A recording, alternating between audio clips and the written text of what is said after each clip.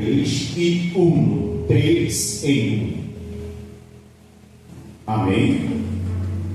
A verdade prática diz: desde a eternidade, Deus é Pai, Filho e Espírito Santo. E essa verdade está em toda a Bíblia.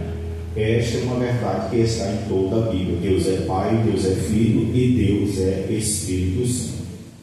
Essa leitura diária, como eu costumo dizer, está segunda-feira, Gênesis 1:1, terça, Isaías 63, de 8 a 10, quarta, 1 Coríntios, capítulo 12, do 4 ao 6, quinta, 2 Coríntios, do 13 e 13, sexta, Efésios 4, do 4 ao 6, e sábado, 1 de Pedro, capítulo 1, versículo de número 12. A palavra-chave da minha lição diz Trindade. Qual é a palavra-chave da minha lição? Trindade. Você já achou essa palavra na Bíblia? Quem já achou? Você vai ler de Gênesis e Apocalipse e essa palavra não vai estar escrita na Bíblia. Amém? Mas vai estar o conceito triuno. Vamos lá? Embora a palavra Trindade não esteja escrita na Bíblia, o seu conceito é evidenciado por toda a Escritura desde o início da criação. Narrado no Antigo Testamento até a revelação das últimas coisas, presente no Apocalipse. Desta forma, sabemos que essa doutrina não é irrelevante. Introdução diz: o Novo Testamento mostra que os cristãos do período apostólico reconheciam o seu Deus como triuno, sem precisar de formulação teológica, recurso a que a igreja mais tarde precisou recorrer para responder às ideias equivocadas sobre Deus. A Trindade é uma doutrina com sólidos fundamentos bíblicos e, mesmo sem conhecer essa terminologia, a Trindade, os cristãos do período apostólico reconheciam essa verdade. Nós temos 3 tópicos nessa lição de hoje. O primeiro dele é como a Bíblia apresenta a Santíssima Trindade. O segundo, as heresias contra a doutrina da Trindade. E terceiro, unicismo, uma heresia antiga na atualidade. Amém?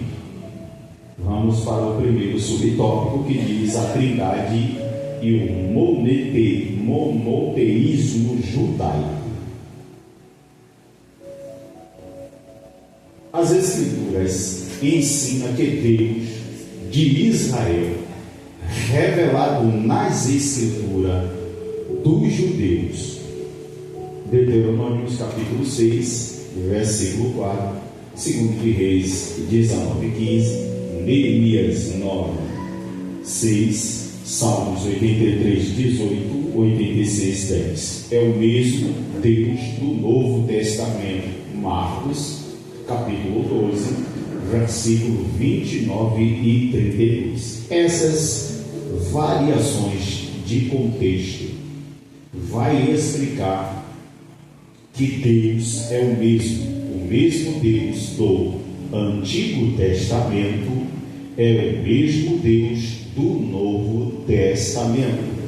Só há uma diferença de manifestações. Por exemplo, no princípio criou Deus os céus e a terra. A terra era sem e vazia, e o Espírito sobre a face das águas. Ó, que interessante.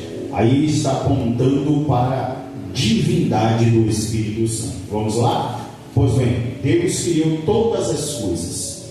No primeiro dia, Deus criou as coisas que são de cima, de baixo. Segundo de cima, terceiro de baixo, quarto de cima, quinto de baixo, sexto de cima.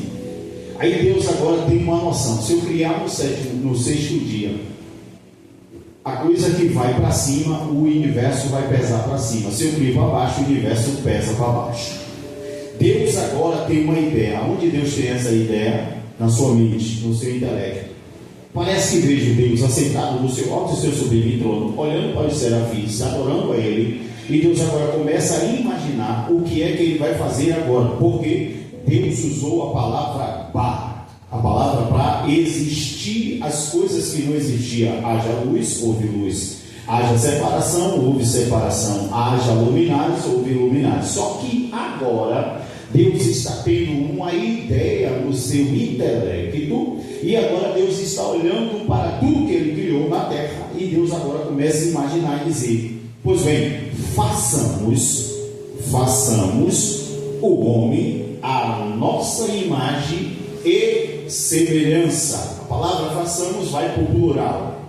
A nossa imagem e semelhança também aponta para o plural. Então, se aponta para o plural, Deus agora vai manifestar o seu triuno, 3 em um só. Aí a Bíblia diz que Deus desceu, botou a mão no barro, criou o boneco, é coisa de baixo. Mas Deus, olhando para o boneco, se dá vida ao boneco com as coisas de baixo, como os animais, Deus entendia que o universo pesaria para baixo. Aí o que Deus faz? Sopra o fôlego, o hálito, o ruach, o espírito. E a Bíblia diz que o homem passou a ser alma vivente. A manifestação do triuno já foi no princípio de todas as coisas. Logo que Deus fez todas as coisas pelo poder de sua palavra para. Mas agora Deus entrou na ação da unidade. Já que somos 3 definições, vamos se unir e vamos fazer o homem. E foi assim que aconteceu. Pegou? Amém, igreja? Amém. Então esses textos vão apontar Deus destas seguintes formas. Letra A diz assim: cada uma das 3 pessoas é chamada Deus. Cada uma das 3 pessoas é chamada Deus. A mesma Bíblia que ensina a haver um só Deus e que Deus é um só, ensina também que o Pai é Deus, o Filho é Deus e o Espírito Santo é Deus. O nome Deus se aplica ao Pai sozinho. Filipenses 2:11. Vamos ler Filipenses 2:11.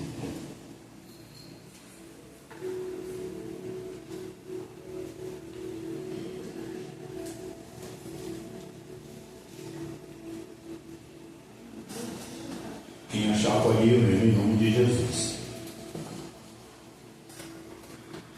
E toda a língua confessa que Jesus Cristo é o Senhor, para a glória de Deus Pai. Ó, Filipenses 2:11. Lê de novo mais uma vez, irmã. E toda a língua confessa que Jesus Cristo é o Senhor, para a glória de Deus Pai. Para a glória de Deus, Pai. Apontando como Pai. Da mesma forma ao Filho. Colossenses 2:9. Vamos lá? Colossenses 2:9.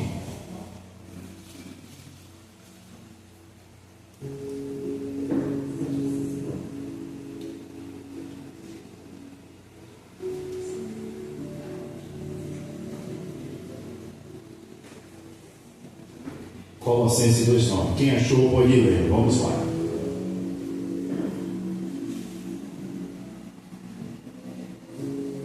Porque nele habita corporalmente toda a plenitude da divindade. Lê mais uma vez. Porque nele habita corporalmente toda a plenitude da divindade. Porque nele aqui aponta para Jesus. Amém? A forma do Filho. E ao Espírito Santo. Atos, capítulo de número 5. Versículo 3 e 4. Atos dos Apóstolos, capítulo 5, versículo 3 e 4. Vamos lá?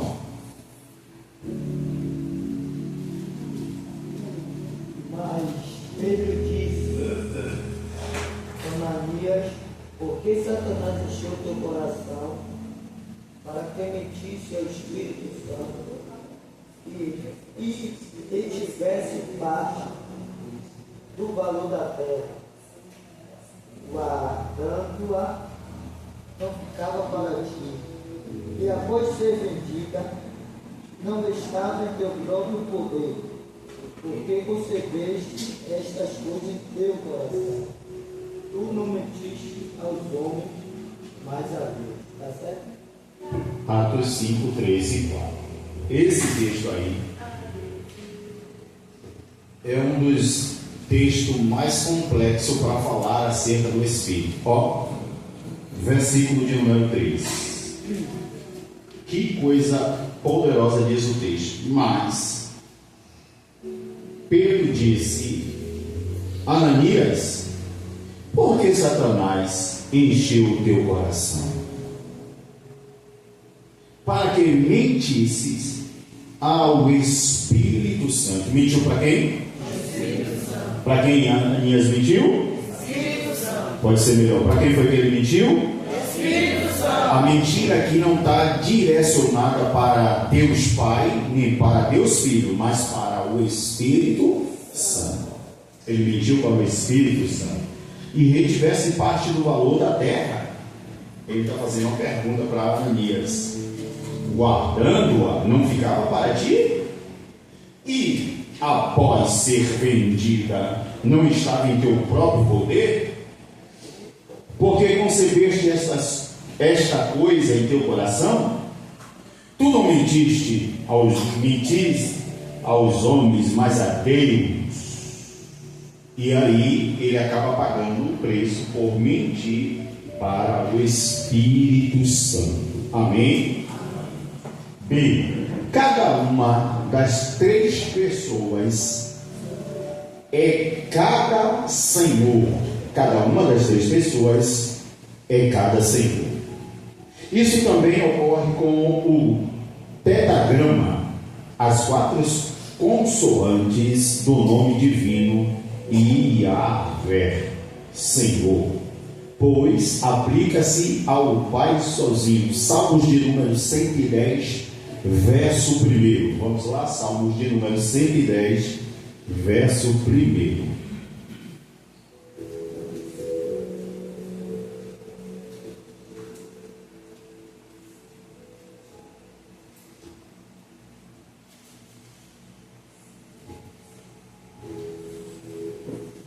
Salmos de número 110, verso 1.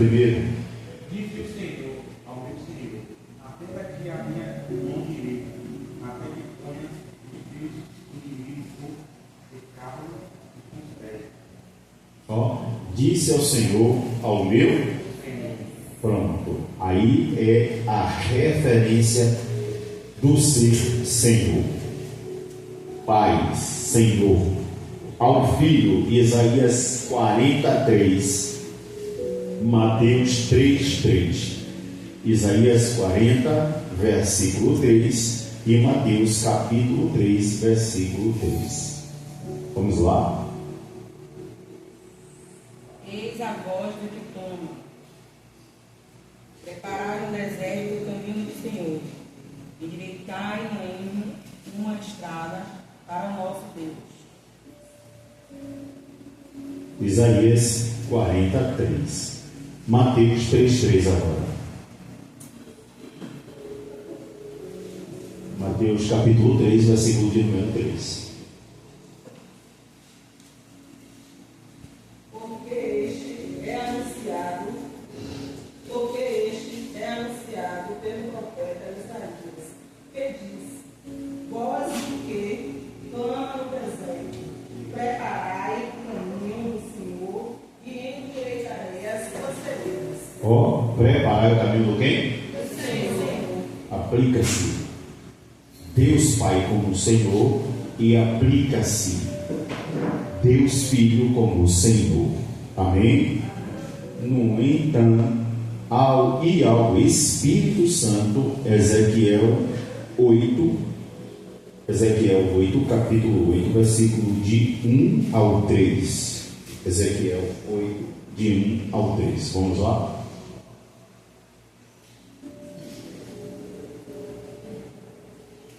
Sucedeu, pois, no 6º ano, no mês 6º, no 5º dia do mês, estando eu assentado na minha casa, e os anciãos de Judá assentados diante de mim, que ali a mão do Senhor Deus caiu sobre mim.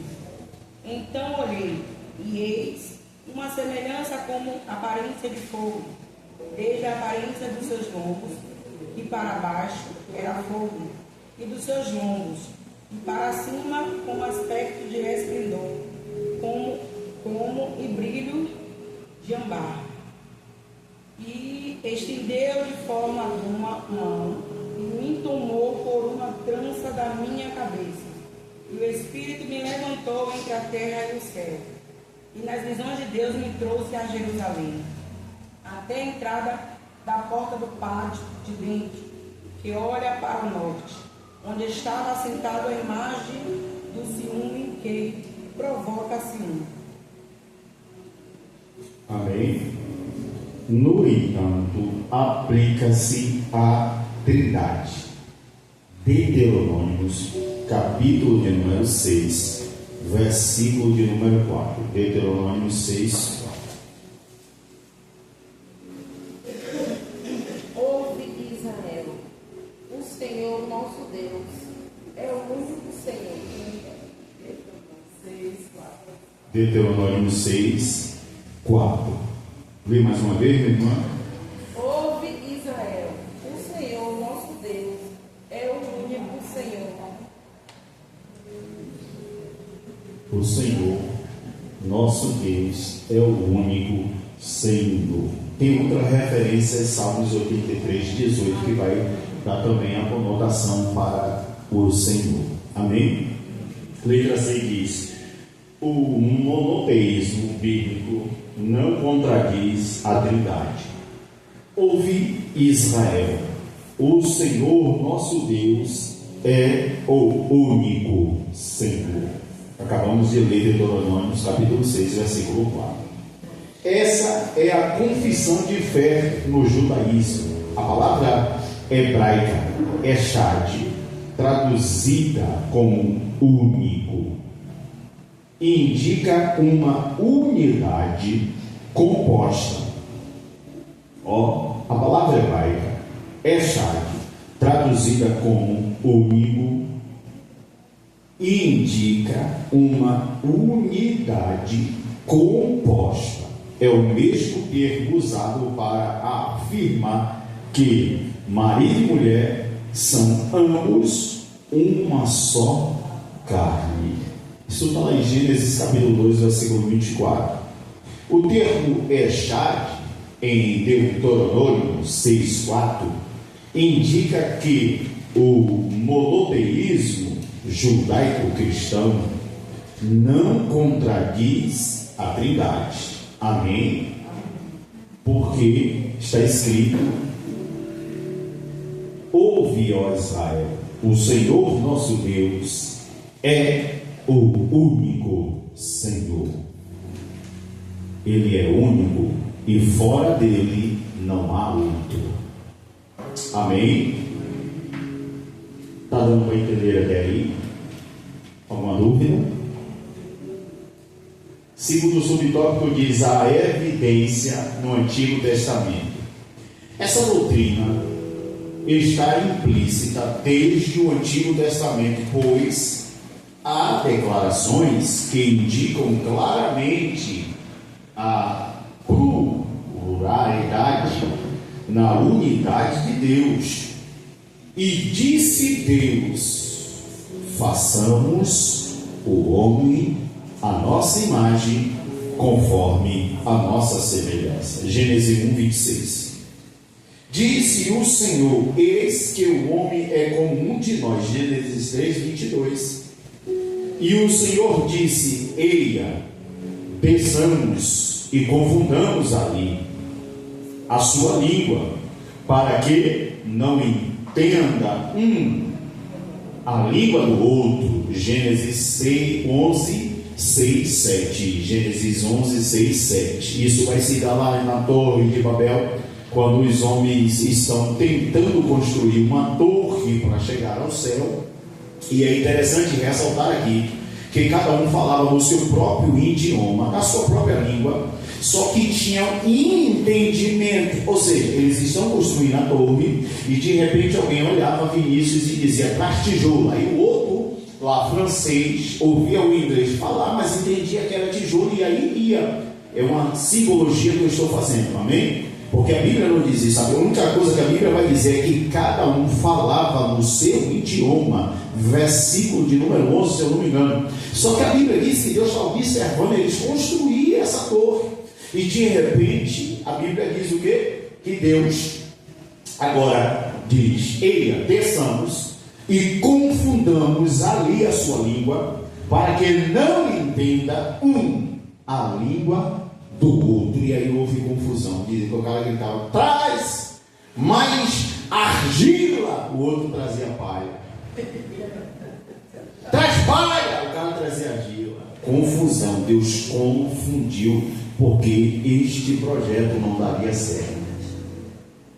Amém?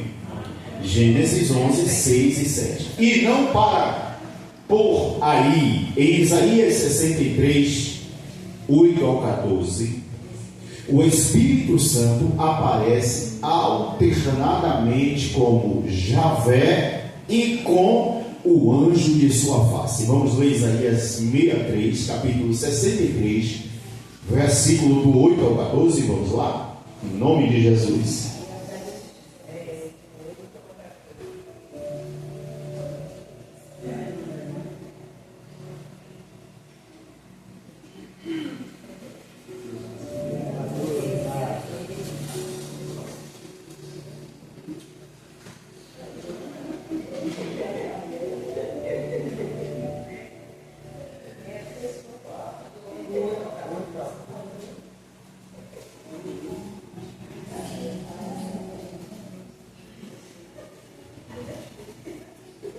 Quem vai receber essa bênção?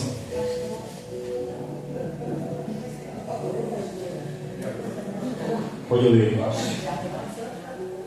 Porque dizia: certamente eles são meu povo, filhos que não procederão com falsidade. Assim ele se fez o seu Salvador. Em toda a angústia deles foi ele angustiado, e o anjo da sua presença o salvou.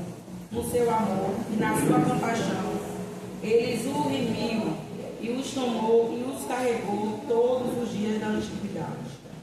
Eles, porém, se rebelaram e contristaram o seu Santo Espírito, pelo que se lhes tornou um inimigo, e ele mesmo pelejou contra eles. Todavia se lembrou dos dias da antiguidade de Moisés e do seu povo, dizendo: onde está aquele que os fez subir do mar com os pastores do seu rebanho? Onde está o que pôs no meio deles o seu Santo Espírito?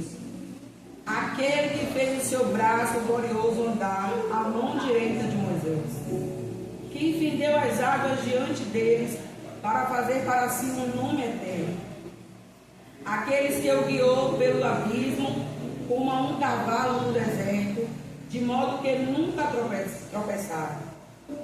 Como ao gado que desce ao vale, o Espírito do Senhor lhes deu descanso. Assim guiaste o teu povo, para te fazeres um nome glorioso.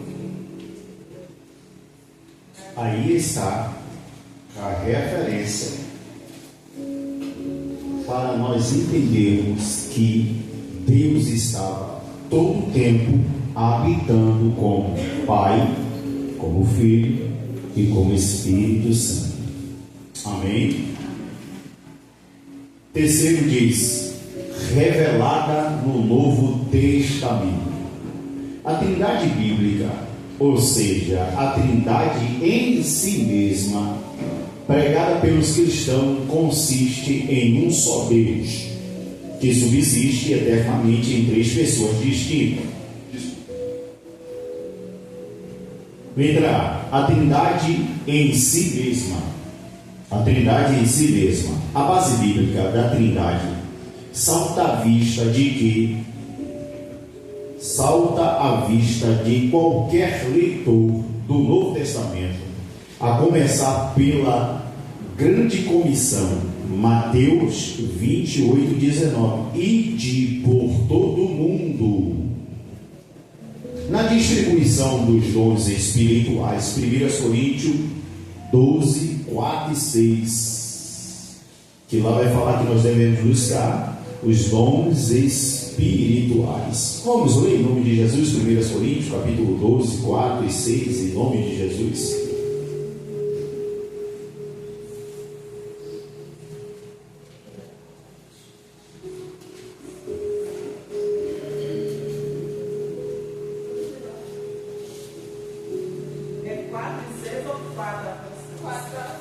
Do 4 ao 6. Ora, há diversidade de dons, mas o Espírito é o mesmo. Peraí, minha irmã. Há diversidade de dons. Dons aqui vai apontar para o fruto do Espírito. Os dons do Espírito: paz, mansidão, amor, temperança, longanimidade, essas coisas. Mas o Espírito é o que, minha irmã? É o mesmo. Pode ir, por favor. E há diversidade de ministérios, mas o Senhor é o mesmo. E há diversidade das operações, mas o Senhor, é o mesmo Deus que opera tudo em todos. Pegou? Há diversidade de dons, há diversidade de ministério. Um Deus vai levantar para pastor, outros Deus vai levantar para profetas, outros para apóstolo, outros para ministro, outros para missionários, outros para evangelista, outros para diácono, mas é o mesmo Espírito que opera em todos e em tudo. Amém? Na bênção apostólica, também conhecida como bênção trinitária, 2 Coríntios, capítulo 13, 13. Vamos lá, 2 Coríntios 13, 13.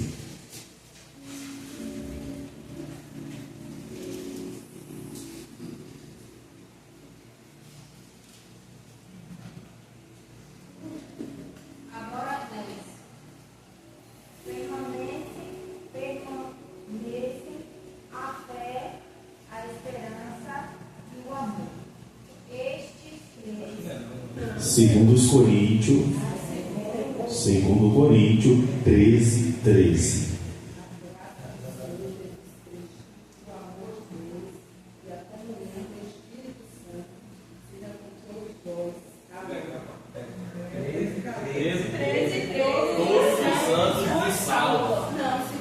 Segundo Coríntios, capítulo 13, versículo 13.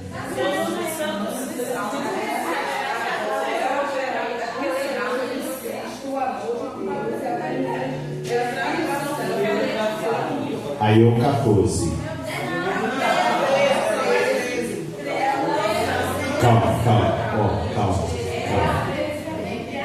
Ó o 13, ó. A minha tradução.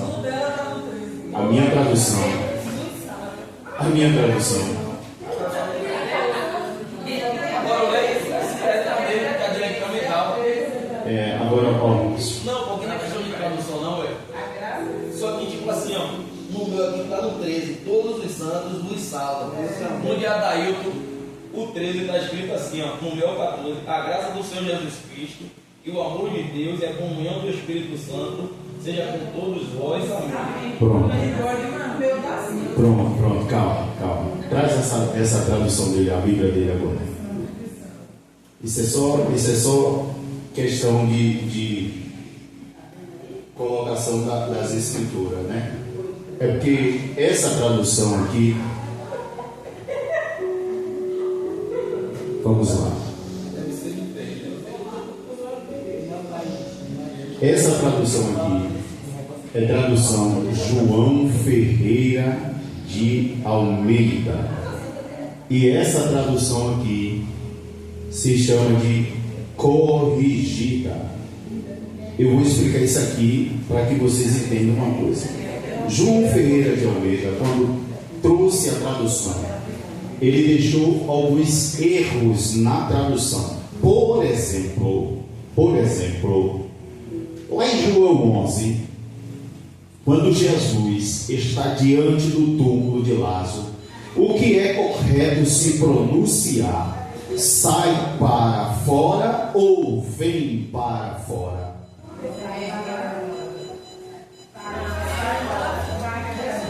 Não se sai para fora, é vem para fora. Jesus está do lado de? Se Jesus está do lado de fora, Jesus vai dizer sai para fora. A conotação está dizendo que Jesus estava dentro do túmulo e Jesus não entrou no túmulo para fazer com que Lázaro ressuscitasse. Então esta tradução está um pouco equivocada. E aí vai, outras traduções estão dizendo vem para fora, e ele tentou corrigir. Amém? Pronto. Aqui agora nós estamos 2 Coríntios, tá vendo? Capítulo 13, versículo 13. Na minha tradução são 14 versículos. E essa tradução são 13 versículos. Aí o versículo de número 13 diz: todos os santos vos saudam. Como os santos se saudavam? A graça do Senhor Jesus Cristo e o amor de Deus e a comunhão do Espírito Santo sejam com todos vós. Amém. Pronto?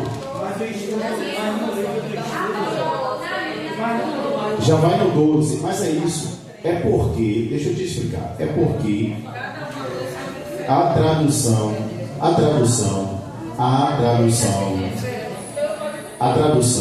se nós pegarmos a leitura, vamos fazer o seguinte.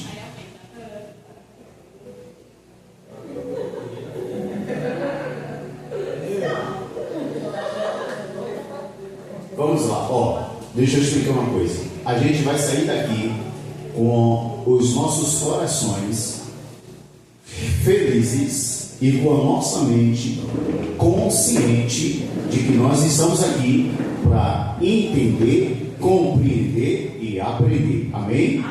Vamos lá?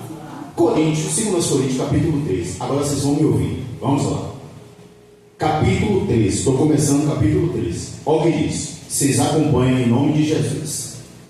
Esta é a terceira vez que estou indo até vós, por boca de 2 ou 3 testemunhas, toda a palavra será estabelecida. Versículo 2: eu vos disse anteriormente e vos predigo como quando estava presente uma segunda vez, e estando ausente agora, eu escrevo aos que antes pecaram e a todos os outros que, se for novamente, não lhes pouparei. Versículo 3: uma vez que buscai uma prova de Cristo que fala em mim, o qual não é fraco para convosco, mas é poderoso entre vós. Versículo 4: porque apesar de ter sido crucificado na fraqueza, contudo vive pelo poder de Deus, porque nós também somos fracos nele, mas viveremos com ele pelo poder de Deus em vós. Versículo 5: examinai-vos a vós mesmos, se estáis na fé, provai-vos a vós mesmos, ou não vos conheceis a vós mesmos, de que Jesus Cristo está em vós? A mesmo que estejais reprovados. Versículo 6: mas espero que saibais que nós não somos reprovados. Ora, versículo 7: eu rogo a Deus que não façais nenhum mal, não para que nos pareçamos aprovados, mas para que vós façais o que é honesto, embora nós sejamos como reprovados.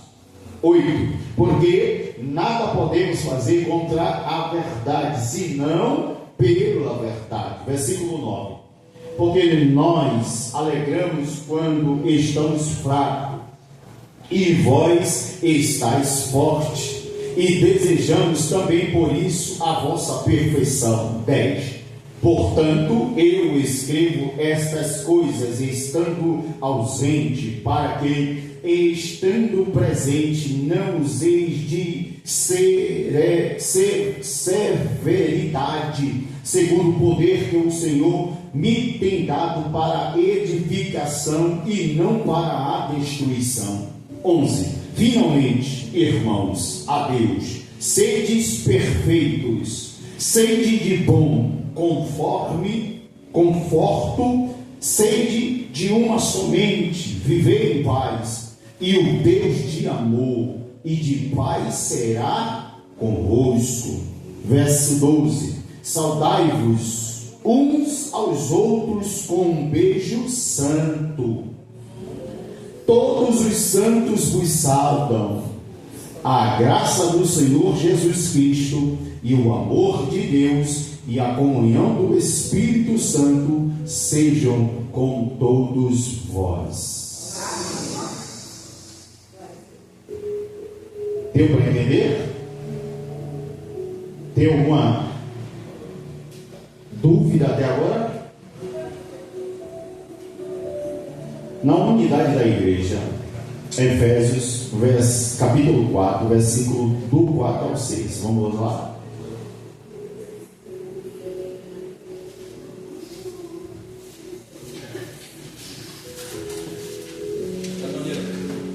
Efésios 4, 4 ao 6.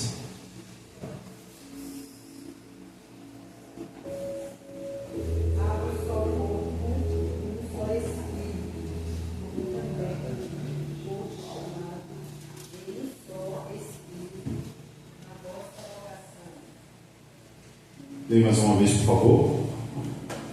Há um só corpo, um só Espírito, como também todos chamados em uma só esperança na vossa vocação. Do 4 ao 6.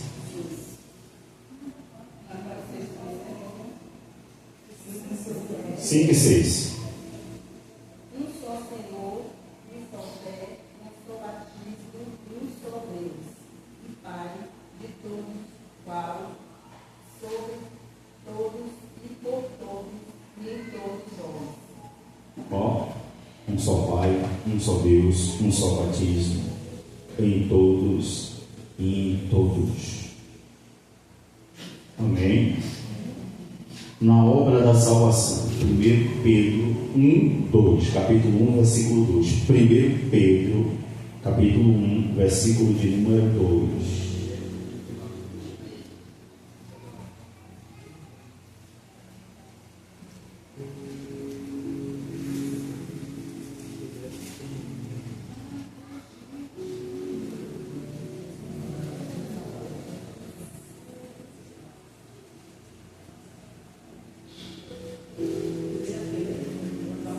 Eleito segundo a presciência de Deus Pai, na santificação do Espírito, para a obediência e a expressão do sangue de Jesus Cristo, graça e paz sejam multiplicados.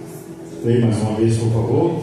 Que interessante. Eleito segundo a presciência de Deus Pai, na santificação do Espírito, para a obediência e a expressão do sangue de Jesus Cristo. Graça e paz sejam multiplicadas. Aí é a ação do Deus triuno: Pai, Filho e Espírito. Além das inúmeras passagens tripartidas que revelam a Trindade. Filipenses, capítulo de número 3, versículo 3. Filipenses 3, 3.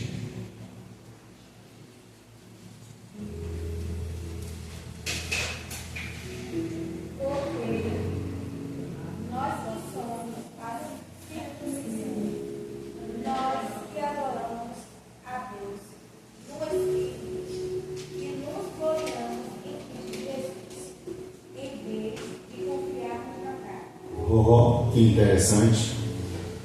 Nós, porque a circuncisão somos nós que adoramos a Deus em espírito e nos regozijamos em Cristo Jesus e não temos confiança na carne. Então, é a ação da Trindade. Esta palavra é uma palavra subentendida pela teologia para aplicar a divindade dos três: Deus Pai, Deus Filho e Deus Espírito. Deus triuno, Deus é triuno. Amém? Amém. B. A Trindade dos credos. A Trindade é a união de três pessoas: o Pai, o Filho e o Espírito Santo em uma só divindade, iguais em poder, glória, majestade e eternidade, da mesma substância, embora distintas.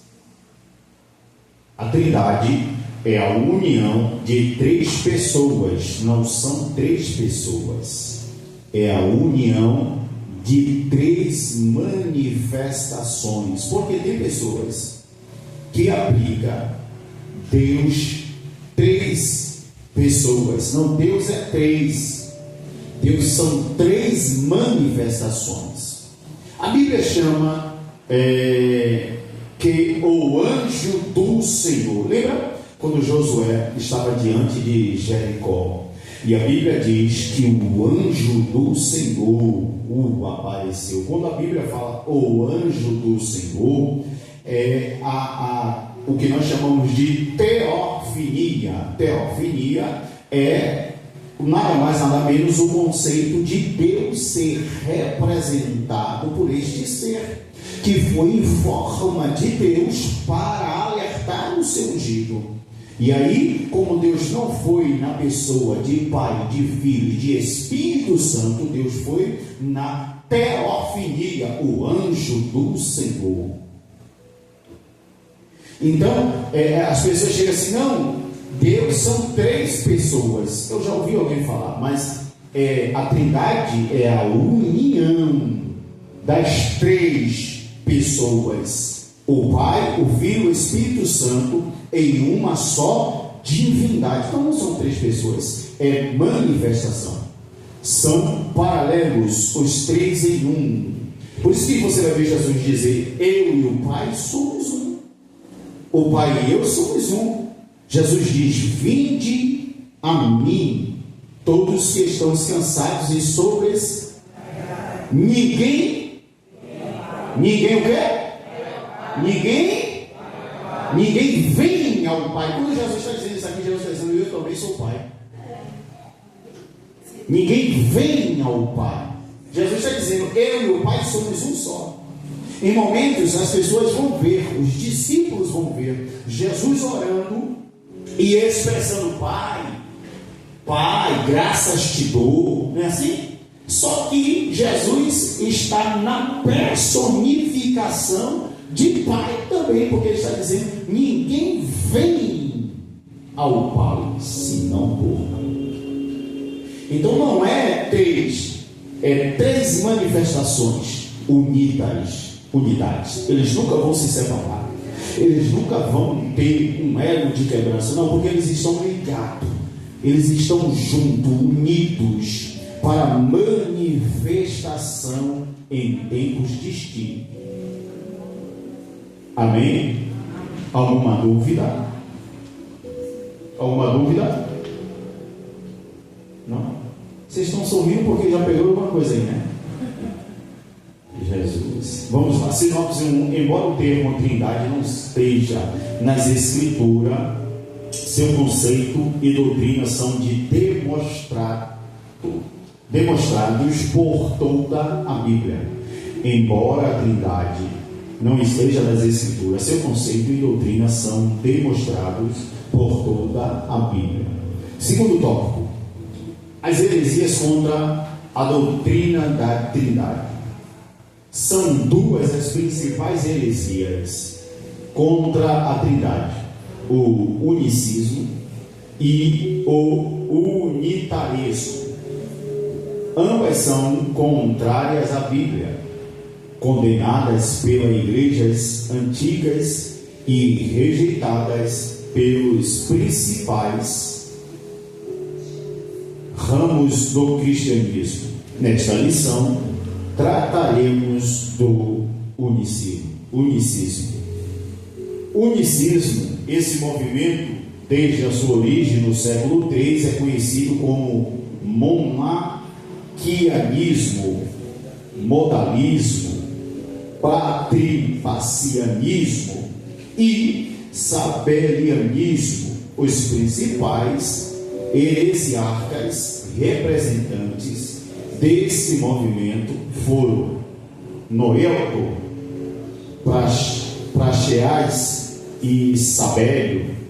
O unicismo não nega a deidade absoluta do Filho e nem a do Espírito Santo, mas nega a Trindade, pois confundem as pessoas. A heresia consiste em negar a Trindade, pois ensina a ser o Pai, o Filho e o Espírito Santo, uma única pessoa e não três pessoas distintas em uma só divindade. A Bíblia ensina o monoteísmo, ou seja, a existência de um só e único Deus eternamente subsistente em três pessoas distintas. Mateus capítulo 3, versículo 16 e 17. E depois 1 Pedro 1, 2, que nós já lemos. Aleluia. Mas vamos ler Mateus 3, 16 e 17. Mateus capítulo 3, versículo 16 e 17.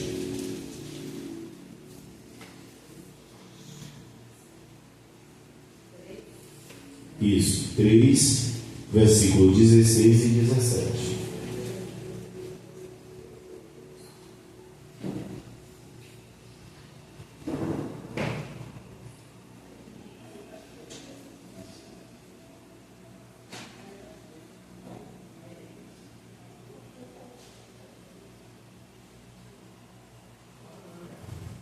Pode ler? E sendo Jesus batizado, subiu logo da água, e eis que se lhe abriram os céus, e viu o Espírito de Deus descendo como pomba, e vindo sobre ele. E eis que uma voz do Senhor dizia: Este é o meu Filho amado, em quem me comprazo. Aqui se dá no batismo de Jesus, quando Jesus se apresenta para João, e João diz para ele: não, eu que preciso ser batizado. Aí Jesus olha para João e diz: João, você tem que me batizar para que se cumpra o que fora dito pelos profetas. E João vai batizar Jesus. E quando Jesus foi batizado, que saiu da água, logo quando Jesus sai da água, a Bíblia diz que os céus se abriram. E quando o céu se abre, o Espírito desceu em forma de uma pomba, repousa sobre Jesus, e neste momento a voz vai bradar e dizer: Este é meu Filho amado, em quem me comprazo. De quem é a voz? De quem é a voz? Pronto. Quem é que está sendo batizado? E quem é que desceu sobre o Filho? Então é 3 em 1. A unidade, o elo, triunfo, eles estão unidos. Você perceba que O pai já sabia de tal coisa. O Espírito, conjectura minha, já está esperando Jesus ser batizado, porque o batismo é o nascimento para o Espírito Santo. Aí a Bíblia diz: se com tua boca confessar que Jesus Cristo veio em carne e for batizado, já foi, é uma nova criatura. As coisas velhas se passaram e eis que tudo se fez novo. Só que nós ganhamos a missão, a unção, a graça, mas nós temos os três em nós: a manifestação do Deus Trino. Amém? É como afirma o nosso, cremos em nossa declaração de fé: Deus é Trino. Segundo subtópico diz: a verdade bíblica. Ninguém no mundo chegou à conclusão unicista simplesmente pela leitura da Bíblia.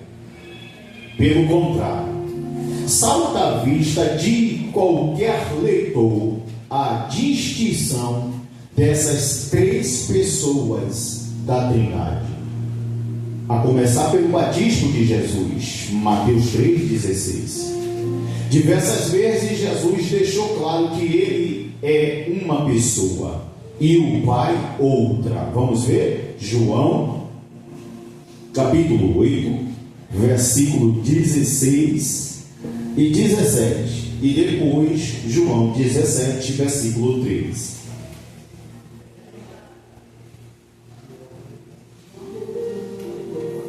João 8,16.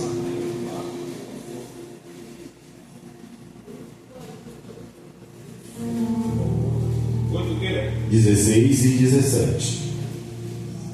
Aleluia. E se na verdade julgo, o meu juízo é verdadeiro, porque não sou eu só, mas eu e o Pai que me enviou, e na vossa lei está também escrito que o testemunho de dois homens é verdadeiro. Ó, é como se Jesus tivesse trazendo a noção de que o Pai e ele são diferentes. Eu e o Pai. Agora vamos ler 17:3. João 17:3.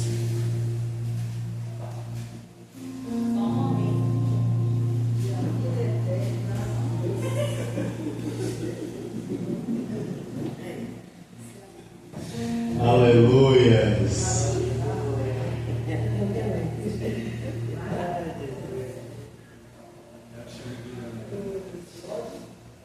Pode.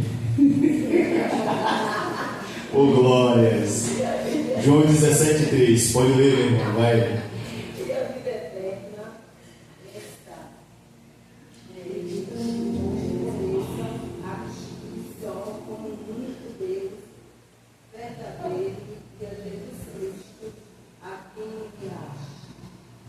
É como se Jesus estivesse fazendo distinção, mas eles são um, embora sejam eles o mesmo Deus. João 10:30. João capítulo 10, versículo 30. Eu e o Pai somos um. Lê mais uma vez, por favor.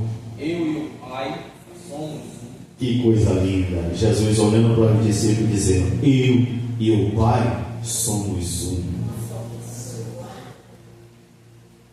Com frequência, ele se dirigia ao Pai como outra pessoa. Ó, que eu tinha acabado de falar.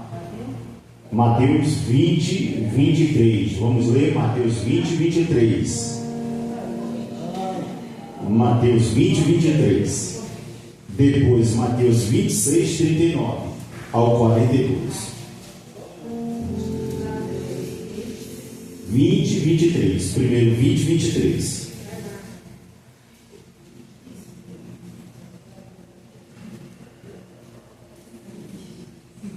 E disse dizer: na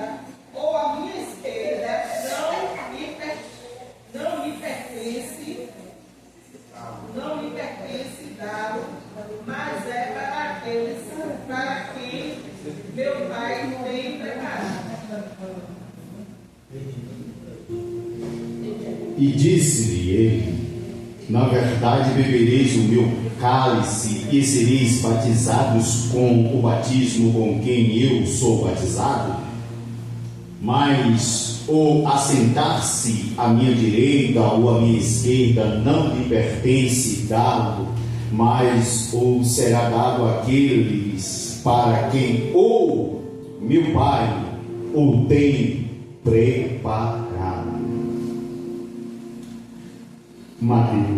Mateus 26, 39 ao 42. Mateus 26, versículo 39 ao 42. E adiantando-se um pouco, prostou-se com o rosto em terra e orou, dizendo: meu Pai, se é possível, passa de mim este cálice. Todavia não seja como eu quero, mas como tu queres. Voltando para os discípulos, achou-os dormindo e disse a Pedro: assim, nem uma hora pudeste vigiar comigo? Vigiai e orai, para que não entreis em tentação. O espírito, na verdade, está pronto, mas a carne é fraca.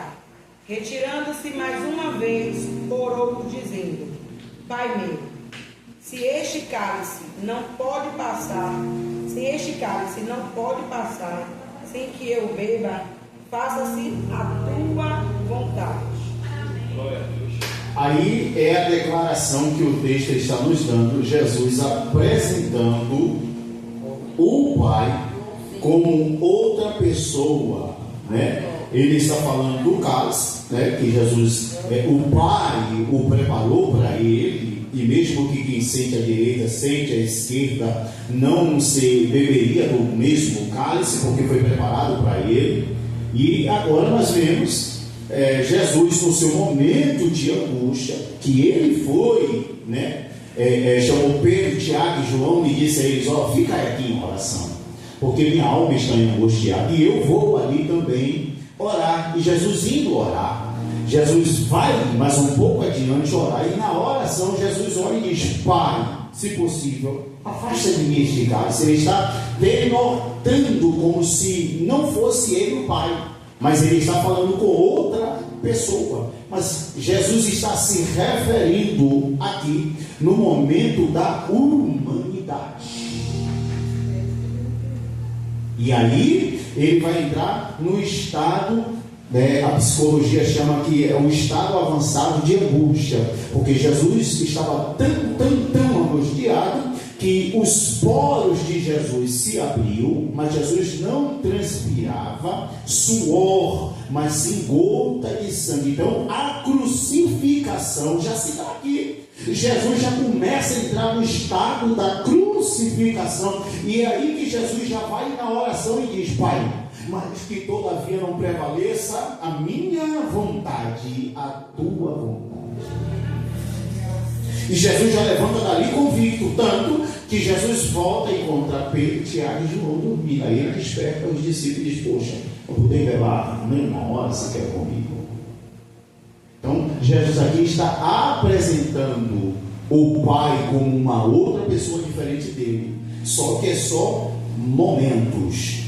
É só momentos. Amém? Pergunta, pode falar? Não, senhor, estava só essa. Aí é como a gente já estudou, né? O humanismo, né? A humanidade. Sim. Aí ele está como um homem. Sim. Né? Mesmo ele sendo Deus, Ele se nesse colocou. momento, ele está como um homem. Não é isso? É porque Jesus aqui, nesse momento, Jesus está olhando para a humanidade. Para a humanidade. E quando Jesus está olhando para a humanidade, Jesus sabia, meu Deus, chega ao da presença, que ele ia ser crucificado para dar vida para o ladrão.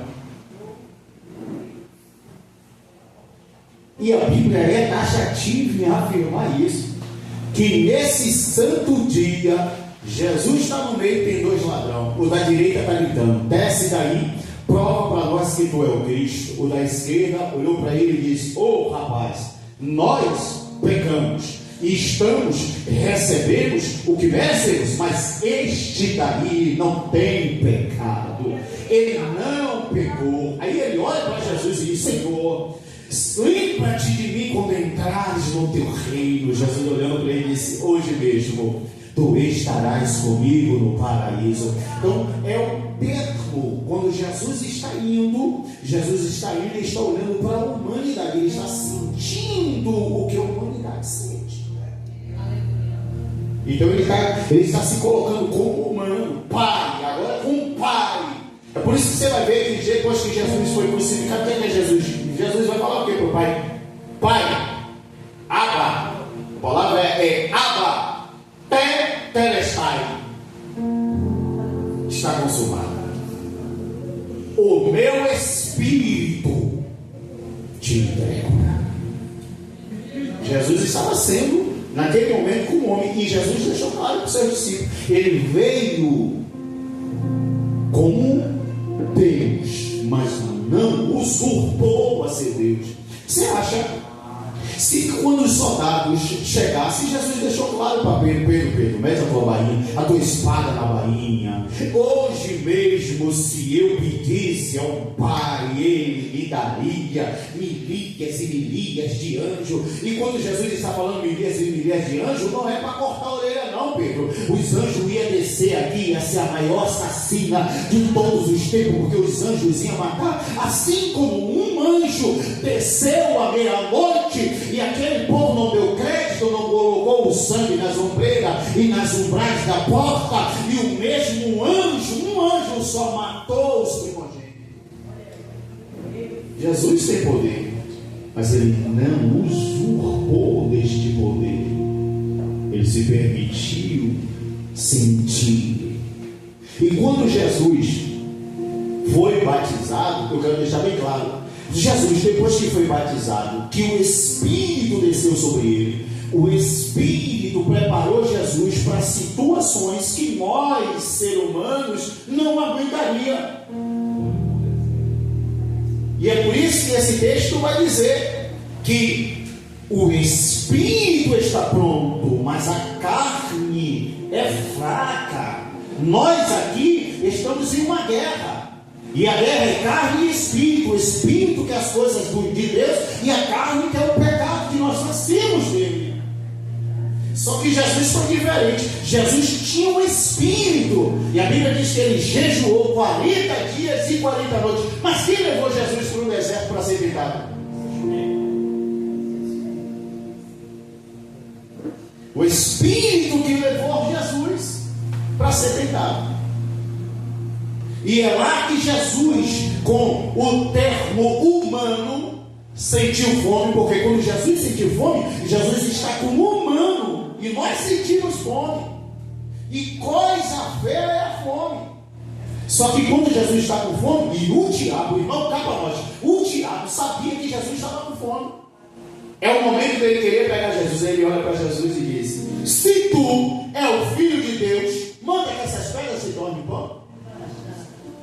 Não, você não é o Filho de Deus? Você não está dizendo que é o Filho de Deus? Mas se você é o Filho de Deus mesmo, tem o poder, diga que estas pedras se tornarão em pão. Aí Jesus olhou para ele e eu conjecturo, porque a Bíblia não diz isso, mas eu começo a conjecturar as coisas da Bíblia, e eu vejo Jesus olhar para ele, mesmo com toda a fome, a barriga sendo colada, o estômago gritando, Jesus dando aquele sorriso de canto de boca, olhando para ele dizendo: nem só de pão viverá o homem. Jesus está falando da humanidade.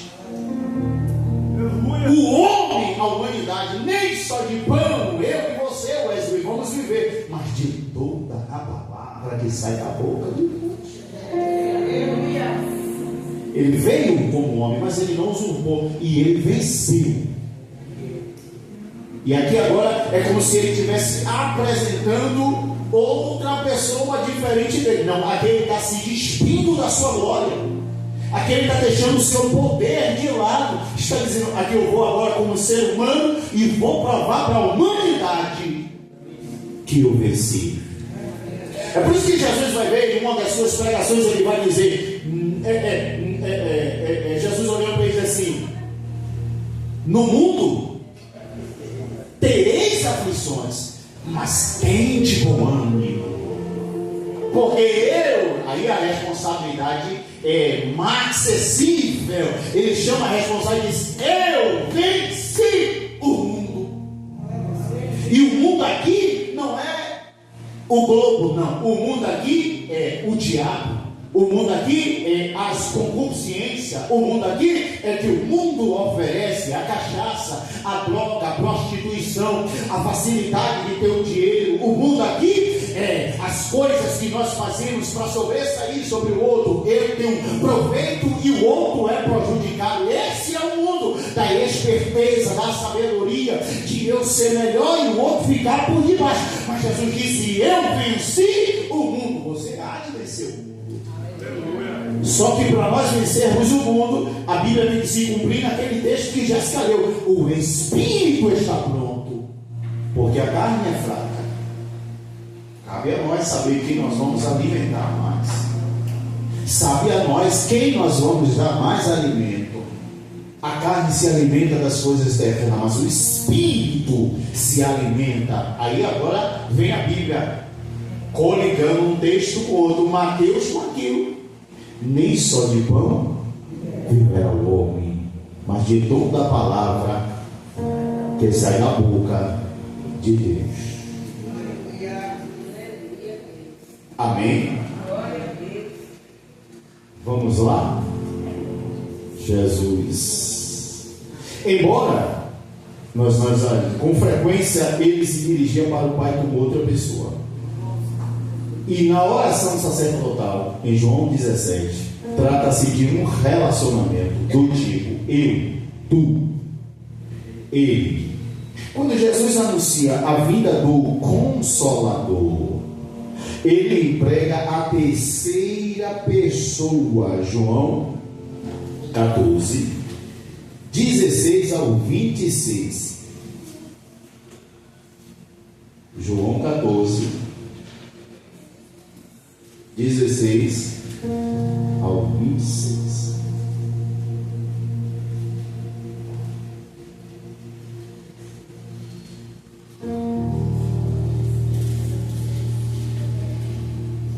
João 14, 16 ao 26. Vamos lá? Eu rogarei ao Pai, e Ele nos dará outro Consolador, para que fique convosco para sempre, o Espírito de verdade, que o mundo não pode receber, porque não vê nem o conhece, mas vós o conheceis, porque habita convosco e estará em vós. Não vos deixará órfãos, voltarei para vós. Ainda um pouco, e o mundo não me verá mais, mas vós me vereis, porque eu vivo, e vós vivereis. Até aqui, né? Até o 26. Naquele dia conhecereis que estou em meu Pai, e vós em mim, e eu em vós. Aquele que tem os meus mandamentos e os guardas, esse é o que me ama. E aquele que me ama será amado de meu Pai, e eu o amarei, e me manifestarei a ele. Disse-lhe Judas, não o Iscariotes: Senhor, de onde vem que te há de manifestar a nós e não ao mundo? Jesus respondeu e disse-lhe: se alguém me ama, guardará a minha palavra, e meu Pai o amará, e viremos para ele, e faremos nele morada. Quem não me ama, não guarda as minhas palavras. Ora, a palavra que ouvistes não é minha, mas do meu Pai que me enviou. Tenho-vos dito isto, estando convosco. Mas aquele Consolador, o Espírito Santo, que o Pai enviará em meu nome, esse vos ensinará todas as coisas, e vos fará lembrar de tudo quanto vos tenho dito.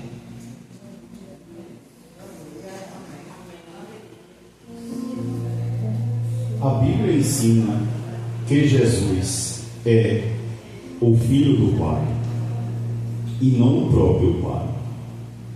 Isto significa que não pode ser o próprio pai do mesmo filho.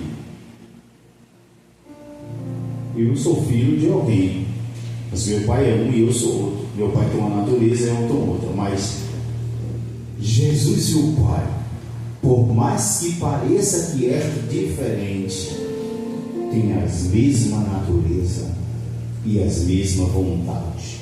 Quando Jesus diz assim: eu vou para o Pai e rogarei ao Pai, outro, dá conotação de uma outra pessoa, não é?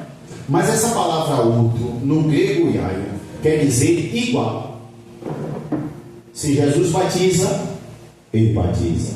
Se Jesus salva, ele salva. Se Jesus cura, ele cura. Se Jesus liberta, ele liberta. Então, não é uma pessoa diferente, é o mesmo.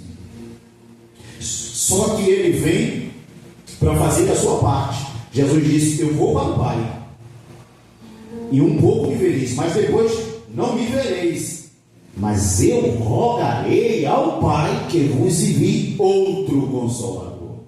Ele vem com a missão, porque estar com Jesus é bom demais, irmãos. Jesus olha para os discípulos e diz: entrem no barco. Eles entram no barco. A Bíblia diz que Jesus olha para a multidão e começa a pregar para aquela multidão. Enquanto Jesus está pregando para a multidão, a Bíblia diz que o vento era contrário, empurrou o barco e o barco foi para o meio da tempestade. A Bíblia diz que eles estão tentando remar e não conseguem remar. A Bíblia diz que Jesus despede a multidão sobre o monte para orar. Aí Jesus lembra dos discípulos, e a terceira vigília da noite, Jesus vai ver os seus discípulos e eles estão remando e o barco não consegue andar. Aí a Bíblia diz que Jesus vai por cima das águas. Jesus vai andando por cima das águas e quando eles olham, eles começam a gritar. E a Bíblia diz que Jesus olha para ele e diz: não tem mais, sou eu. Aí o mais bonito dos discípulos olhou e disse: se é tu mesmo, manda-me ir percutir por cima das águas. E aí a Bíblia diz que Jesus olha para ele e diz: vem Pedro. E quando Pedro bota o primeiro pé que sente firmeza, ele diz: opa, é ele. É ele mesmo. Aí Pedro sentiu alegria no coração, botou o segundo. Quando ele botou, mesmo segurando no barco, ele soltou e ele disse: opa, é ele, eu vou. Aí Pedro foi. Só que a Bíblia diz que o mesmo vento contrário soprou de novo sobre as suas orelhas e Pedro, depois de provar daquela maravilha, sentiu medo e afundou de novo. Jesus olhou para ele e disse: homem de pequena fé. Pequena fé aqui não é a expressão de que tem fé maior. Não. Jesus está dizendo: homem de fé inabalável. Porque se nós temos Cristo, a Bíblia diz que a fé é firme. Eu tenho que falar isso aqui. A fé é firme. Ela não é vacilante. Uma hora eu creio, outra hora eu não creio. Ela é firme. Pedro aqui teve fé no começo. É tu, manda-me ir. Ele foi. Só que depois ele vacilou. Ou seja, ele deixou o mal lhe atrair de novo. Porque o medo só vai fazer com que sua fé não seja manifesta. Eu lembro de uma época que nós aqui estávamos passando por um momento tão tribuloso. E aí eu lembro que algumas igrejas, alguns pastores, começou a ficar tudo perturbado. Aí um mexia no horário do culto. Não, vou mudar o culto. O horário do culto vai ser tal. Aí o outro mudava o dia do culto, ou não tinha um culto. E aí um dia eu estou orando dizendo: Jesus, que luta é essa, Jesus? Cessa essa guerra, cessa essa confusão, Jesus. O culto está sendo mudado, não pode fazer isso, não pode aquilo, tem dia que não tem culto e tal. E vai orando. Aí o Senhor falou comigo: homens fracos, tem mais um homem do que a mim. Não sabeis vós que o homem só pode matar a carne? E nesse dia o Senhor falou forte ao meu coração: eu posso ressuscitar se for necessário. Mas o homem teme mais o que pode matar a carne. Eu mato a carne e lanço o espírito no inferno. É por isso que alguns líderes ficou, de uma certa forma, preocupado, porque quando vinham falar comigo eu dizia: eu acredito em Deus. Se eu morrer, eu sei para onde eu vou. Então não vou cessar de pregar, eu não vou cessar de falar. Jesus é vida e vai continuar sendo vida. E isso choca com a nossa realidade. Por quê? Isso é fé. Isso é fé. Aí eu lembro que um belo dia, estava chuvoso, e eu vesti um capote que eu tinha de uma certa marca. E aí eu subi ali de frente a Jerusalém, né? Alguém não me reconheceu. E o cara correu e disse: rapaz, se eu estou de arma aqui agora, você morria. Eu ia descarregar tudo em você. Aí um certo jovem que é falecido falou: rapaz, aí é o pastor, que sempre eles me chamaram, aí é o pastor. Aí eu olhei para ele: irmão, vou te falar, fale de mim com toda a propriedade que eu não ligo, mas se falar de minha fé, daquilo que eu acredito, mexer em casa de marimbondo, eu poderia ficar calado e sair fora, né? Aí eu olhei para ele e disse: se você estivesse com sua arma e você puxasse, ela ia falhar, porque eu sei em quem eu tenho crido. Aí como o diabo é? O diabo, agora o diabo manifestou nele: vai ficar tentando o seu Deus? Aí eu, cheio de Deus, olhei para ele e disse: você fala do que conhece, eu falo do que eu conheço. Você conhece a sua arma, eu conheço o meu calibre 66, e a palavra de Deus é que me dá autoridade. Eu tenho a minha fé. Uma certa feita nós fomos evangelizar. Ninguém ia evangelizar na Rocinha, nós fomos lá evangelizar. E quando nós fomos passar, tinha um beco, Tiago. Do lado tinha um grupo, do lado do outro. E aí quando nós fomos passando, nós fomos, chegou um momento que o pastor que estava conosco foi tomado pelo Espírito de Deus, parou e disse: epa! Está vendo essa face aqui? Grave bem essa face. Sou eu, o pastor fulano. Quando eu passar aqui, aí teve um que ia se mexer, o outro foi dar uma pelada. É pastor. Valeu, não mexe com o pastor, não mexe. Então nós temos que ter fé. Um belo dia nós paramos ali de frente a Ponilac. Ele no motorista e eu no carona. E a gente conversando. Só que estava meio escuro. O rapaz chegou e colocou a arma no peito dele e falou: perdeu. E aí a gente levantou a mão dentro do carro. E aí o cara começou a tentar tirar o relógio dele. E a gente está de mão levantada, o outro está olhando. Aí ele fez. Aí, pastor, rapaz, somos pastores aqui, rapaz. A gente está aqui conversando. Você vai roubar um pastor, um servo de Deus. O cara gritou: é pastor. Aí o outro: larga aí, cai fora, vamos. É pastor, vamos. Tem que ter fé. A fé tem que ser firme. A fé tem que ser firme e ela tem que ser manifestada. A igreja ela perde quando ela é vacilante na fé. E eu vou louvar a Deus pela Nova Gileade. Diga amém. Amém. Nós estamos aí numa batida. Você acha que se o nosso pastor Guto fosse até um determinado autoridade, ele poderia, mas nós somos igreja de fé. O que Deus está fazendo é pela fé.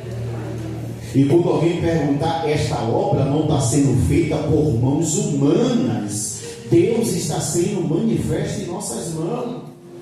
Que interessante. A gente tem pessoas debilitadas. Eu mesmo sou um dos.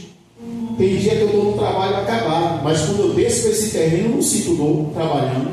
Tem dia que eu nem tomo remédio, estou lá e jogo duro e canto o hino da vitória, mas é pela fé, irmão.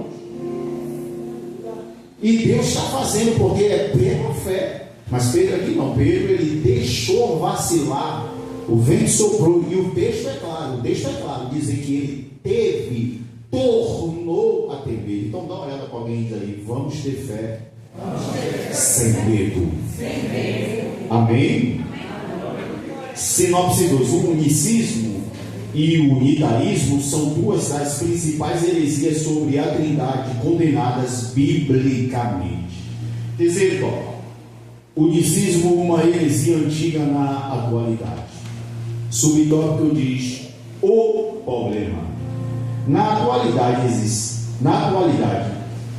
existem alguns movimentos evangélicos pentecostais que são unicistas e ensinam a respeito de um Deus diferente, de forma sutil e por meio da música.